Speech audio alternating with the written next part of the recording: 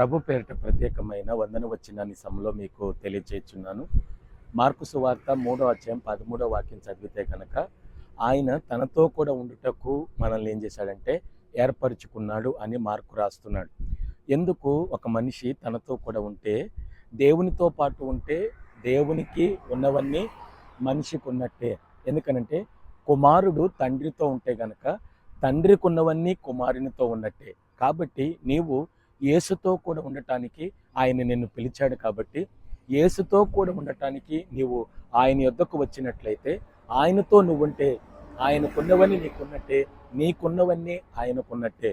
కాబట్టి యేసుతో కూడా ఉండటానికి నిన్ను పిలిచాడని, యేసుతో కూడా నివాసం చేయటానికి నిన్ను పిలిచాడని, యేసుతో కూడా తన బిడ్డగా నిన్ను అంగీకరించటానికి ఆయన నిన్ను పిలిచాడని గుర్తెరిగి ఆయన వైపు తిరుగు, ఆయన బిడ్డగా జీవించు.